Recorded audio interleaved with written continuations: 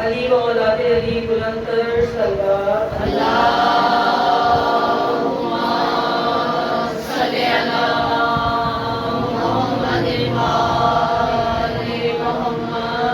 خوشبو دیے امام زمانہ بلند تر صلوات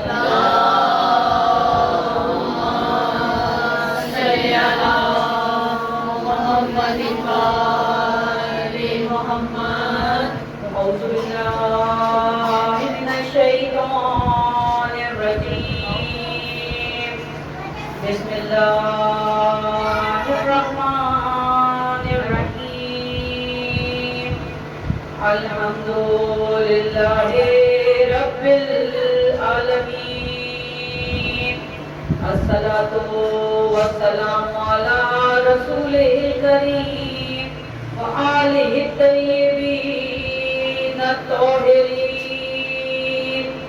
خير المبشرين والمنذرين شفيع المذنبين المخاطب طه ياسين النبي مؤيد ورسول المصدق أبي القاسم محمد اللهم صل على محمد وآل محمد وآله الطيبين الطاهرين المعصومين المكتوبين واللعنة الله على أعدائهم أجمعين من يومنا هذا إلى يوم الدين أما بعد فقد قال الله تبارك وتعالى في كتاب المبين وهو أصدق الصادقين إنما يريد الله ليذهب عنكم الرجس أهل البيت ويطهركم تطهيرا اللهم صل على محمد وآل محمد تمام حمد و ثنا اس پروردگار عالم کے لیے کہ جو لائق کے حمد و ثنا ہے، جس کی حمد ہماگیر ہے، جس کی عظمت اور شان بلند ہے، جس کی نعمتوں سے کسی کا دامن خالی نہیں، نہ اس کی مغفرت سے کوئی مایوس ہے۔ تمام حمد و ثنا اس پروردگار عالم کے لیے ہیں کہ جس نے حمد کو اپنے ذکر کا افتتاحیہ قرار دیا۔ بے شک پروردگار پروردگار کہ جس کی ذات تک ہمتوں کی بلندیاں پہنچ نہیں سکتی اور عقل و فہم کی ضمانتیں اسے پا نہیں سکتی۔ شکر ہے اس خدا کا کہ جو اپنے فضل و کرم کا دامن پھیلائے ہوئے ہے اور اپنی جود و عطا کا ہاتھ بڑھائے ہوئے ہیں، اور ذات و درود و سلام بھیجتے ہیں حضرت محمد مصطفیٰ صلی اللہ علیہ وسلم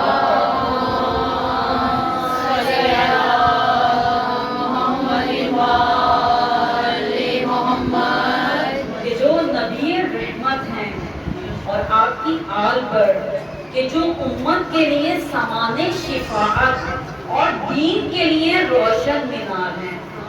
بے شک کہ محمد و آل محمد ہی وہ ہستیاں ہیں کہ جنہیں پیدا کرتے ہی خود پیدا کرنے والا درود پہ مصروف ہو گیا۔ درود پہ محمد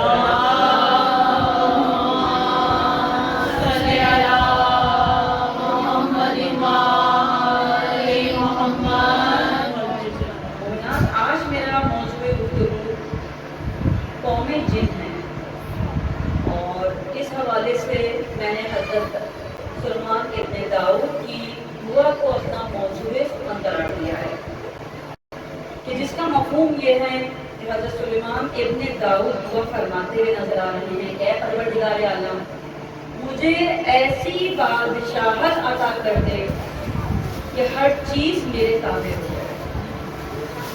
بس پروردگار عالم نے کہا ہم تمہیں عطا کر دیتے ہیں، لیکن ایک بات کا خیال رکھنا، یہ مشتری ہے، یہ تم سے جدا نہ ہونے پائے۔ بس حضرت سلیمان ابن داؤد علیہ السلام کو پروردگار عالم نے چرند پرند حشرات الارض جانوروں کی بولیاں سمجھنے کی جو مہارت ہے، جو فن ہے، جو صلاحیت ہے، وہ عطا فرما دی۔ یہاں تک کہ آپ نے ہوا کو کہ اب سب چیزیں میرے تابع ہیں، تو میں یہ چاہتا ہوں کہ ایک وقت کا کھانا جو ہے وہ تمام مخلوقات کو کھلا دوں۔ پروردگار عالم نے کہا، اے سلیمان تم ایسی جسارت نہ کرو کہ جو تم کر نہ سکو، لیکن اگر تم کرنا ہی چاہتے ہو تو ایک وقت کا کھانا کھلا کر دیں گے۔ حضرت سلیمان نے تمام جنات کو حکم دے دیا کہ کھانا تیار کیا جائے۔ ہوا کو حکم دے دیا کہ جاؤ سب کو دعوت طعام دے کر آؤ۔ ہوا نے جتنے بھی زیرو چیزیں اس دنیا میں موجود تھیں سب کو جا کے دعوت طعام دے دی۔ جنات نے کھانا پکانا شروع کر دیا۔ کھانا پک ہی رہا تھا کہ ایک مچھلی نے دریائے دجلہ میں سے منہ نکالا، کہنے لگی کہ کھانا تیار ہے، کھانے کے لیے آ جاؤں؟ کہا ابھی کھانا تیار نہیں ہے، تھوڑا ٹائم لگے گا۔ پھر تھوڑی دیر ہوئی، پھر مچھلی نے منہ نکالا، کہا بھوک کے مارے میں مر رہی ہوں۔ جب کھانا تیار نہیں کر سکتے تھے تو پھر دعوت طعام کیوں دی تھی؟ حضرت سلیمان نبی نے کہا کہ اس کو زیادہ بھوک لگ رہی ہے، پہلے ایسا ہے کہ دسترخوان بچھایا جائے اور اس کو جو ہے نا فارغ کر دیا جائے، اس کو کھانا کھلا دیا جائے گا۔ دسترخوان بچھا اور کھانا لا کر رکھ دیا گیا۔ مچھلی نے ایک ہی لمحے میں سارا کھانا جو ہے وہ صاف کر دیا اور کہنے لگی کہ اے نبی کچھ اور بھی ہے؟ حضرت سلیمان نبی نے یہ دیکھا کہ اتنا کھانا جو میں نے تمام مخلوقات کے لیے بنایا تھا وہ بھی کھا لیا اور اب کہہ رہی ہے کچھ اور بھی ہے۔ تو کہنے لگے کہ کیا بات ہے، جتنا کھانا میں نے پوری مخلوقات کے لیے جنات سے بنوایا تھا، میں نے ابھی پچھلی مجلس میں یہ بتایا تھا، جنات کے اختیارات بتائے تھے کہ انسان کھانا پکانے والا نہیں ہے، انسان کسی لمٹ پہ آ کے تھک جاتا ہے اور ایک مختصر سا کھانا تیار ہوتا ہے، وہ بھی آپ نے دیکھا ہے مجالس میں اگر لوگ زیادہ آ جائیں تو کھانا کم پڑ جاتا ہے، انسانوں کا بنایا ہوا کھانا اور انسان ہی کو کم پڑ جاتا ہے، لیکن یہاں بنانے والے جنات ہیں، انہیں بھی اس بات کا اندازہ ہے۔ کہا جنات نے اتنا کھانا تیار کیا تھا، تم نے ایک ہی لمحے میں سارا کھانا کھا لیا اور اب اور ڈیمانڈ کر رہی ہو کہ تمہیں کچھ اور بھی کھانے کے لیے دیا جائے۔ جب مچھلی نے یہ سنا تو کہنے لگی کہ عجیب بات ہے، تم نے دعوت طعام بھی دی اور پھر جتا بھی دیا، تم نے یعنی کہ دیکھا کہ میں نے کتنا کھا لیا، تم نے جتا بھی دیا۔ میں یہ تمہیں بتا دوں کہ علی وہ ہے کہ مجھے ایک دن میں اتنا کھانا 3 مرتبہ فراہم کرتا ہے اور آگے سے کوئی حساب کتاب بھی نہیں ہوتا کہ کتنا کھایا اور کتنا نہیں کھایا۔ تو دیکھیں یہاں ہم حضرت سلیمان علیہ السلام کا جنوں پر اختیار دیکھ رہے ہیں۔ تو پروردگار عالم نے ان کو یہ قوت و صلاحیت دی، بادشاہت دی کہ سب ان کے تابع تھے۔ تاریخ یہ کہتی ہے کہ 100 فرسخ جو تھے اس میں وہ تمام مخلوقات، ان کا جو لشکر تھا وہ موجود تھا، لیکن جو 1 فرسخ ہوتا ہے اس میں 3 میل کا فاصلہ ہوتا ہے، یعنی آپ یہ سمجھ لیجئے کہ 300 میل فرسخ تک، 300 میل تک اور 100 فرسخ تک حضرت سلیمان ابن داؤد کا لشکر موجود تھا۔ اور حضرت سلیمان ابن داؤد نے لشکر کو اتنے اچھے انداز میں ترتیب دیا تھا کہ کہا جاتا ہے کہ 25 فرسخ پر چرند پرند تھے، 25 فرسخ پر پالتو جانور تھے، 25 فرسخ پر جنات تھے، اور پھر آپ یہ دیکھیے کہ وہ 25 فرسخ کے جس پر پرندوں کو رکھا گیا تھا، ان 25 فرسخ پر ایسے پرندوں کو رکھا گیا تھا کہ ان کی 2 قطاریں بنائی گئی تھی۔ 2 قطاریں کیوں بنائی گئی تھی؟ کیونکہ حضرت سلیمان ابن داؤد جو ہیں یہ بڑے جلال والے نبی ہیں، ان کی بادشاہت دیکھیے آپ کہ انہوں نے پرندوں کی 2 قطاریں بنائی اور قطاروں کو اس طرح ارینج کیا کہ جب ایک قطار کے وہ جو تھے پرندے اپنے پر پھیلاتے تھے تو دوسری قطار کے پرندے جو تھے وہ اپنے پروں کو سمیٹتے تھے، پھر دوسری قطار کے پرندے اپنے پر پھیلاتے تھے تو پہلی قطار کے پرندے اپنے پروں کو سمیٹتے تھے۔ اس کا مقصد کیا تھا؟ اس کا مقصد یہ تھا کہ حضرت سلیمان ابن داؤد اتنے جلال والے نبی تھے کہ یہ پسند نہیں کرتے تھے کہ سورج کی ذرا سی بھی کرن ان کے چہرے مبارک پر پڑے۔ تو ایک دن ایسا ہوا کہ ایک پرندہ جو تھا وہ اپنی جگہ سے ہٹ گیا اور سلیمان ابن داؤد کے اوپر سورج کی کرن پڑی۔ حضرت سلیمان ابن داؤد کو جلال آ گیا، کہا کون ہے کہ جس نے اپنی جگہ جو ہے وہ چھوڑی ہے، کون اپنی ڈیوٹی چھوڑ کر ہٹائے کہ میرے اوپر سورج کی کرن آ گئی۔ تو جو پرندوں کا سردار تھا عقاب، اس کو بلایا گیا اور اس سے پوچھ گچھ ہوئی۔ تو پرندوں میں ایسا یہ سناٹا تھا کہ تمام پرندے جو ہیں ان کا جلال دیکھ کر خاموش ہو گئے تھے۔ اس میں سے ایک پرندے کی بڑی دبی ہوئی آواز آئی، کہنے لگے ہمارے سردار وہ ہدہد ہے کہ جو اپنی ڈیوٹی پر موجود نہیں ہے۔ حضرت سلیمان ابن داؤد نے حکم دیا عقاب کو کہ جاؤ ہدہد جہاں بھی ملے زندہ مردہ پکڑ کے لے کر آؤ۔ عقاب جو ہے وہ ان کی ہدہد کی تلاش میں نکل گیا، ایک جگہ دیکھا کہ ہدہد جو ہے وہ ٹہلتا ہوا آ رہا ہے، بس وہیں اس پہ جھپٹا مارا اور لا کر حضرت سلیمان ابن داؤد کے پاس کھڑا کر دیا۔ حضرت سلیمان ابن داؤد نے فرمایا کہ بدبخت تجھے پتہ نہیں ہے کہ نبی جہاں کھڑا کر دیا کرتا ہے وہاں سے آگے پیچھے ہونا حرام ہوتا ہے، وہاں سے آگے پیچھے سرکہ نہیں جاتا۔ اب میں تجھے ایسی سزا سناؤں گا کہ تو یاد رکھے گا۔ ہدہد نے ہاتھ باندھ کر کہا کہ میں ہوں تو پرندہ، ہوں تو حقیر، ذرا میری بھی بات سن لیجیے۔ کہا اچھا چل بتا کیا بات ہے؟ کہا اصل میں جب میری ڈیوٹی ختم ہوئی تو میں ملک یمن کی جانب نکل گیا اور میں آپ کو ایسی بات کی خبر دینا چاہتا ہوں کہ جو آپ بھی نہیں جانتے۔ حضرت سلیمان داؤد نے کہا ایسی کون سی بات ہے؟ کہا میں جب ملک سبا میں پرواز کر رہا تھا میں نے دیکھا بڑا سویلائز ملک ہے، بڑے مہذب لوگ ہیں، وہاں کے حسین و جمیل لوگ ہیں، اور ایک وہاں تخت ہے، وہاں ملکہ کی حکومت ہے، ملکہ اس تخت پر بیٹھتی ہے، وہ یاقوت سے بنا ہوا ہے اور اس میں زمرد جو ہیں وہ جڑے ہوئے ہیں، کوئی اس تخت کو ہلا نہیں سکتا، اتنا وزنی ہے۔ لیکن وہاں ایک چیز میں نے دیکھی کہ ہیں تو بڑے حسین و جمیل لوگ، مہذب لوگ، لیکن وہ لوگ سورج کی پرستش کرتے ہیں۔ جب حضرت سلیمان ابن داؤد نے یہ سنا تو کہا اگر تو سچا ہے تو جا میرا یہ خط ملک سبا کی ملکہ بلقیس کو دے کر آ۔ حضرت سلیمان ابن داؤد نے خط لکھا اور اس میں اس کو دعوت اسلام دی اور کہا کہ اگر دعوت اسلام قبول نہیں کرو گی تو پھر خون و خرابہ ہوگا جس کی ذمہ دار تم خود ہو۔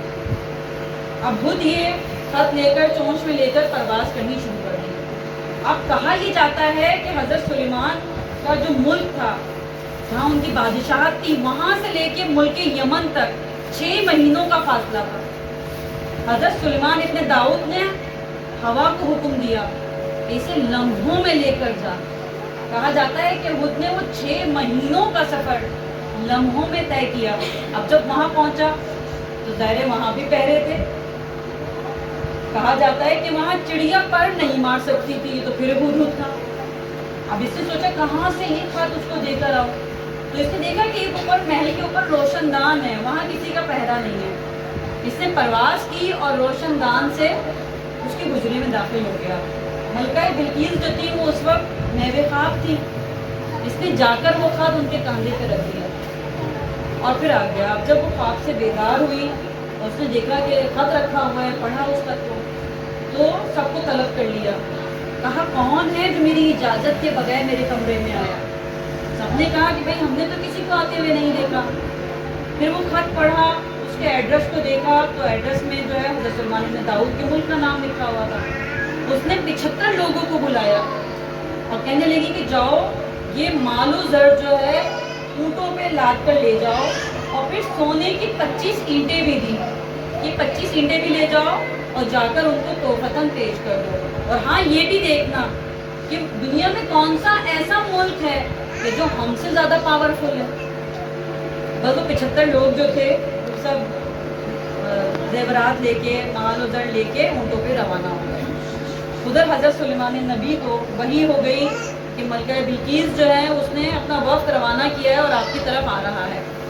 حضرت سلیمان ابن داؤد کے جو تخت تھا اس کو جن اٹھائے ہوئے تھے، آپ نے دیکھا گرد اڑتی ہوئی نظر آئی۔ اس سے پہلے کہ وہ وقت جو ہے وہ حضرت سلیمان ابن داؤد تک پہنچ جاتا، حضرت سلیمان ابن داؤد کو جنوں کو حکم دیا اور کہنے لگے کہ کون ہے جو ان کے آنے سے پہلے وہاں جا کر اس راستے کو سونے کا بنا دے۔ تو جنوں کا جو سردار تھا وہ آیا، کہنے لگا کہ ایسا میں کر سکتا ہوں۔ آپ نے کہا جاؤ کر کر آؤ۔ تو کہا جاتا ہے کہ وہ جو لشکر آ رہا تھا اس کا اس پورے راستے کو سونے کا بنا دیا گیا۔ حضرت سلیمان ابن داؤد نے دیکھا ہاں روڈ تو سونے کی بن گئی۔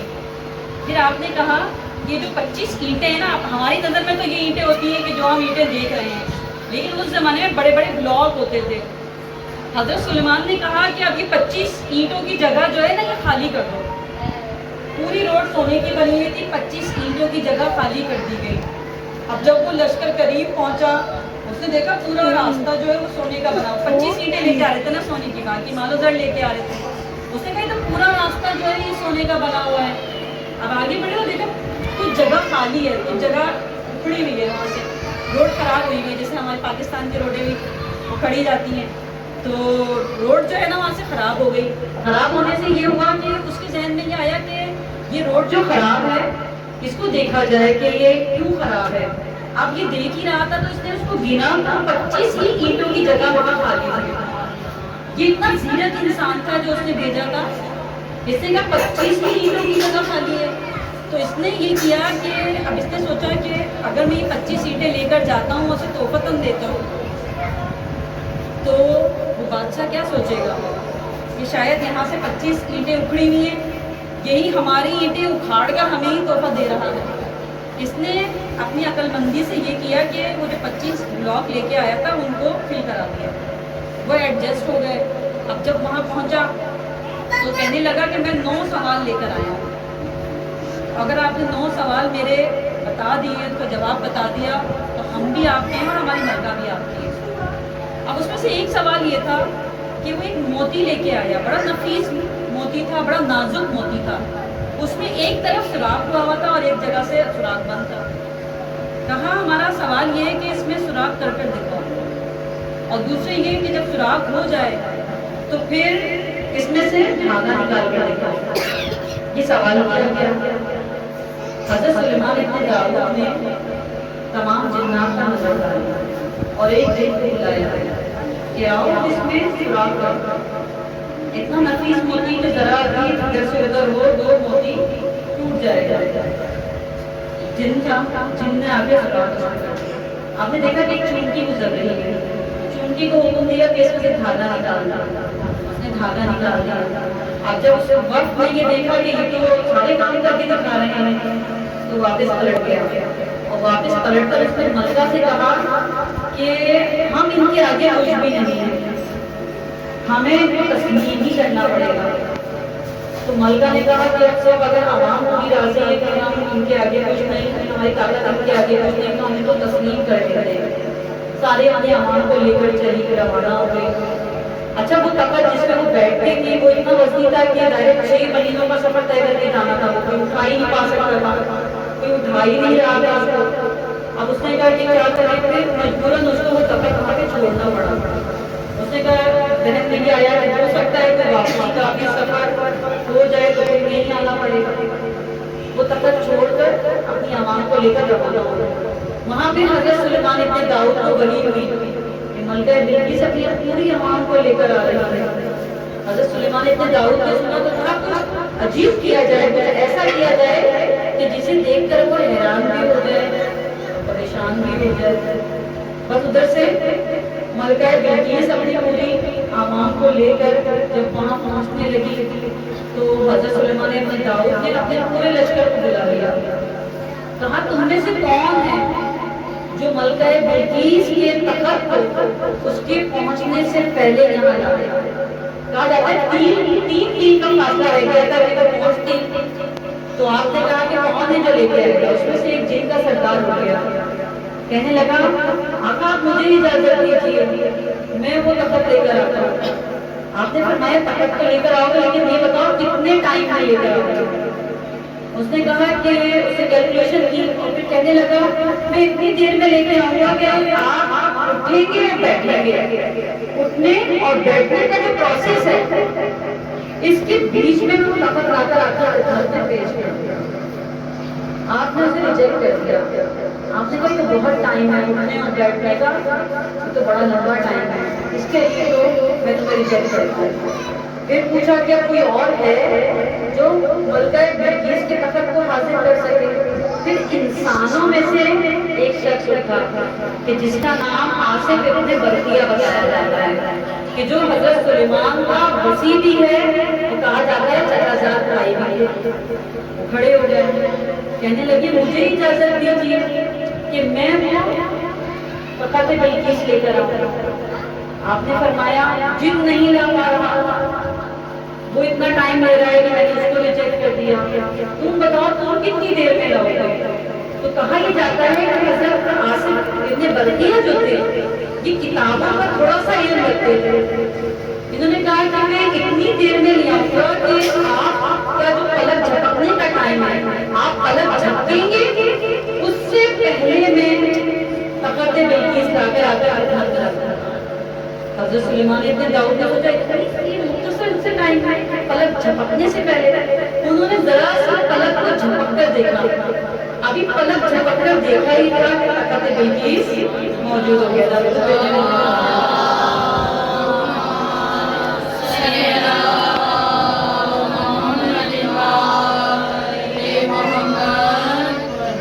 اب دیکھیے پروردگار عالم نے 1,24,000 انبیاء جو ہے وہ بھیجے، ان میں سے 313 رسول بتائے جاتے ہیں اور 5 بڑے نبی۔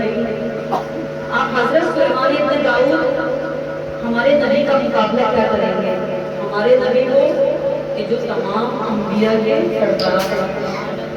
تو دیکھیے میں تو یہ کہوں گی کہ حضرت سلیمان ابن داؤد جو ہیں وہ تو ان 5 بڑے انبیاء میں بھی شمار نہیں ہوتے، ان کے وسیع میں اتنا علم اور اتنی صلاحیت کہ انہوں نے پلک جھپکنے سے پہلے تخت بلقیس کو حاصل کر دیا۔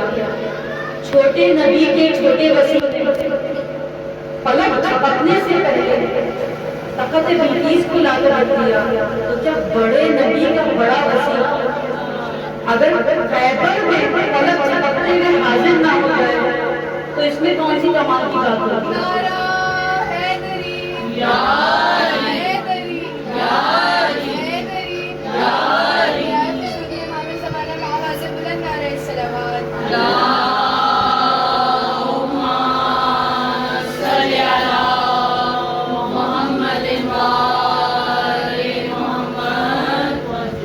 تو دیکھیے کہا ہی جاتا ہے، جیسا میں نے اسٹارٹنگ میں بتایا کہ جو اتنی چیزیں حضرت سلیمان ابن داؤد کے اختیار میں تھی، یہ صرف اس لیے اختیار میں تھی کہ ان کے ہاتھ میں ایک انگوٹھی تھی، اس انگوٹھی کی برکت یہ تھی کہ سب چیزیں ان کے تابع تھیں،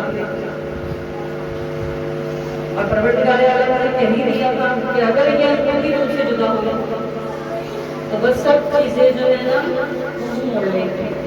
ہوا بھی ایسے کہا جاتا ہے کہ آپ اپنی انگوٹھی دیکھ رہے تھے کہ انگوٹھی نکل کر صرف دیکھا، ادھر انگوٹھی نکل کر صرف اور نیچے سمجھ رہا مچھلی کے پیٹ میں، اب ہواؤں پہ اختیار ختم ہو گیا، جنات جو ان کے تابع تھے، جنات سنی نہیں رہتے، وہ چرند جو ان کی بات سنتے تھے بولے جا رہے وہ سن نہیں رہا۔ تو یہ ساری قوت و طاقت اور اختیار و بادشاہت جو حضرت سلیمان ابن داؤد کو ملا، کہا جاتا ہے انگوٹھی کی وجہ سے، جو انگوٹھی وہ اپنے ہاتھ میں پہنے ہوئے تھے۔ اب کسی نے ہمارے مولا علی سے پوچھ لیا تھا کہ کیا یہ ممکن تھا کہ جو وسیع رسول یعنی حضرت سلیمان کے جو وسیع تھے آصف ابن برقیہ وہ تخت بلقیس پلک جھپکتے میں لیتے آ گیا، کیا نبی خود نہیں لا سکتے تھے؟ نبی بھی تو خود لا سکتے تھے، ان سے کیوں منگوایا؟ تو انہوں نے جواب دیا تھا کہ نبی بھی لا سکتے تھے، لیکن اگر وسیع کی قوت و طاقت سے لوگوں کو آگاہ نہ کرتے تو کسی کو پتا کیسے چلتا کہ ان کا وسیع اتنی قوت اور صلاحیت رکھنے والا ہے؟ تو یہی وجہ تھی، چاہتے تو اشارہ کرتے وقت آ جاتا، لیکن اپنے وسیع کی قوت و طاقت بتلانے کے لیے، دکھانے کے لیے انہوں نے لوگوں سے پوچھا کہ کون ہے تخت بلقیس کو لے کر آئے گا۔ یہی بات مولا امام حسن نے مولا علی سے پوچھی تھی کہ بابا یہ جو حضرت سلیمان نے سنا ہے کہ فرعون سے قابو میں رکھے ہوئے تھے، جنات ان کے قابو میں تھے، کہ یہ انگوٹھی کی وجہ سے تھا؟ کہاں اس انگوٹھی کی وجہ سے تھا؟ کہا کیا اس میں کوئی عمل تھا ایسا، اس میں کیا لکھا ہوا تھا ایسا کہ وہ جو ہے ہمایوں نے مسخر کی ہوئی تھی، جنات انہوں نے تابع کیے تھے، ہر ایک کی بولی کو جان لیتے تھے؟ تو مولا علی نے فرمایا کہ حسن تم جاننا چاہتے ہو کہ اس مشتری پہ کیا لکھا ہوا تھا؟ اس پہ میرا نام لکھا ہوا تھا۔ تو دیکھیے یہ ہے ہمارے مولا علی کی شان و مرتبہ۔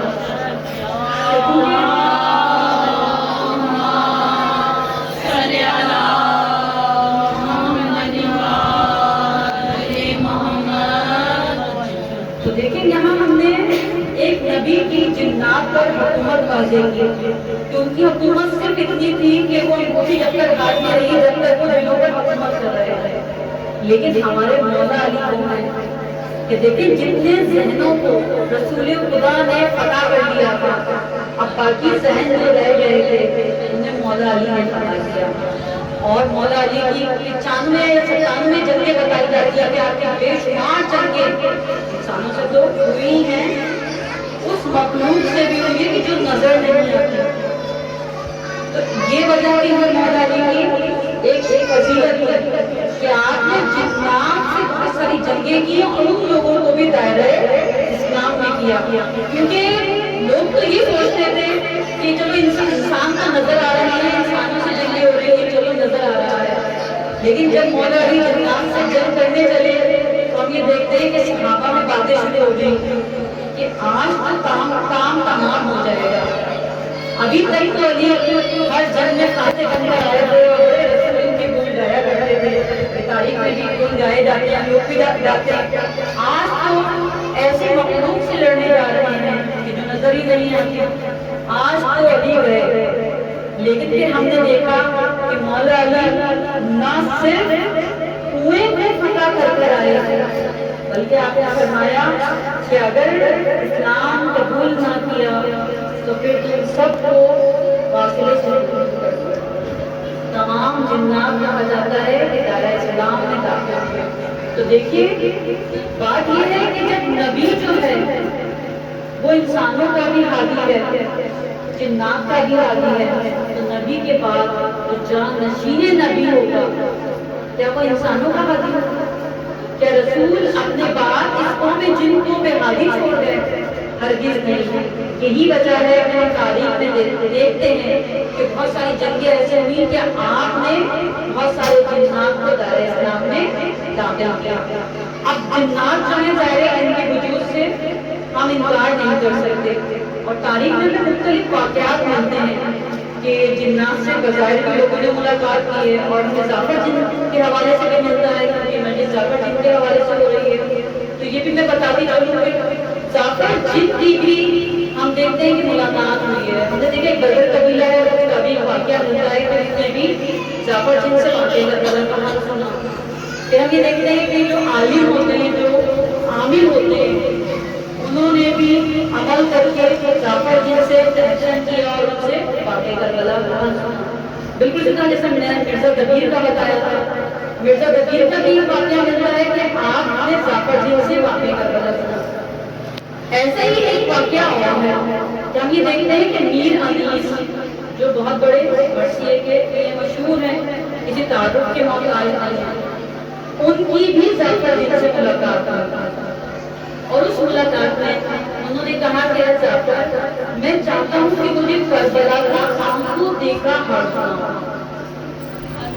जनाब जाफर ने कहा कि देखो वाकई करबला वो है कि जिसे ना मैं बयान कर सकता हूँ, ना उसमें इतनी कुव्वत और ताकत है कि करबला के वाकये को सुन सकता हूँ। लेकिन मैं हूँ तो जिन एक मकाम ऐसा आया कि जहाँ मेरी भी रूह कांपने लगी। मीर अजीज ने कहा ऐसा कौन सा मकाम था कि जहाँ आकर तुम्हारी रूह कांप गई? कहा वो असरे आशूर का वक्त कि जब हुसैन पुश्ते फरस पर तन्हा थे, ना अकबर थे, ना अब्बास, ना कासिम थे, ना और ना ही कोई जानिसार। हुसैन जख्मों से चूर पुश्ते फरस पर सवार थे। इतने में वो मकाम आया, वो वक्त आया कि जब हुसैन जख्मों से चूर जीन से जमीन पर आए तो एक मलून ने आवाज लगाई कि अब हुसैन के खैमों को लूटो। बस इस सदा का सुनना था। मेरे मौला ने अपनी कमर को सीधा किया, कहा खबरदार जब तक मैं हुसैन जिंदा हूं कोई बीवियों के खेमे की जाने ना।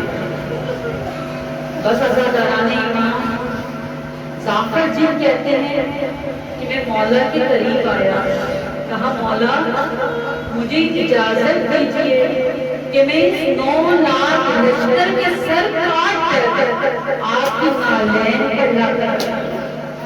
कहा है जाफर जा वापस चला। बस जाफर कहते हैं कि मैं वापस आ गया। मेरी माँ ने मुझे आते हुए देखा, कहा है जाफर जान बचाकर वापस आ गया, मुझे फातिमा ज़हरा के सामने शर्मिंदा कर दिया। कहा हाँ इमाम ने लड़ने की इजाजत नहीं दी। उसकी माँ कहती है जाफर चल मेरे साथ चल, मैं तुझे इमाम से इजाजत दिलवाता हूं। जाफर कहते हैं मैंने अपनी माँ के साथ मैं प्रवास करता गया, लेकिन करबला में उस वक्त पहुंचा कि जब हुसैन का सर नोके नेज़ा पर गुजरता और बीबी ज़ैनब की आवाज आ रही थी कि कोई है मेरी चादर को बचाने वाला। हाँ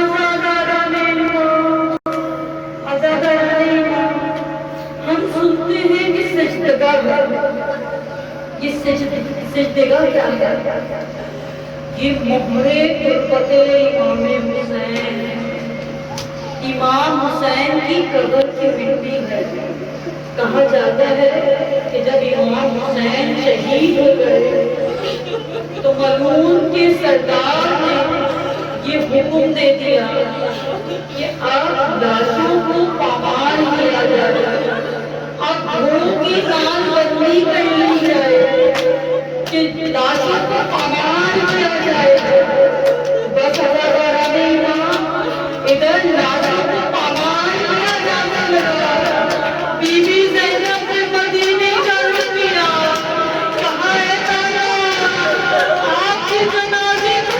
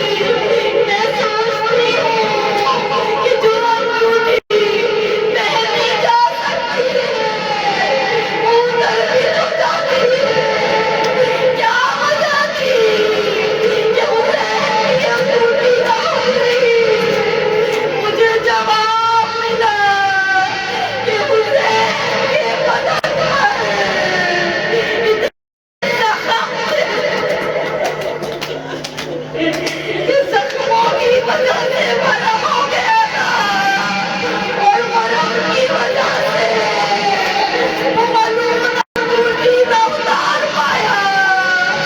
اس ملعون نے یہ کیا کہ ایک پتھر لے کر آیا، پتھر پر حسین کا ہاتھ رکھا، خنجر سے حسین کی انگلی قطع کر لی۔ ہاتھ لگا لایا، 11 محرم نمودار ہو گئی۔ کہا جاتا ہے کہ بیویاں کربلا کے میدان میں ایسے بکھر گئی جیسے ٹوٹی ہوئی تسبیح کے دانے بکھرتے ہیں۔ کوئی کسی لاشے پر، کوئی کسی لاشے پر، کوئی ماں یتولا کہہ رہی ہے، کوئی ماں پاسا کہہ رہی ہے، لیکن دو بیویاں ایسی ہیں کہ جو کسی کی لاش پہ نہ آئی، صرف امام حسین کی لاش پر آئی۔ ایک میری بیوی زینب ہے، سید سجاد فرماتے ہیں کہ میری بیوی زینب بابا کی لاشی کا طواف کرنے لگی، طواف کرتی جاتی تھی، کہتی جاتی تھی، یہ نانا، یہ ہے آپ کا نواسا حسین جو بیگانوں کا بدبخت ہے۔ اور دوسری بیوی بیوی ام رباب ہے، تاریخ کہتی ہے کہ رو رو کے بیوی کی آنکھیں پتھرا گئی تھی، بس لاش حسین پر آئی۔ کہا ہے میرے آقا میں بہت مجبور ہوں، اے میرے والی، اگر میرے سر پر چادر ہوتی میں اپنی چادر کا آپ کو کفن دیتی۔ اے میرے آقا اگر میرے ہاتھ پسے گردن نہ بنے ہوتے اپنے ہاتھوں سے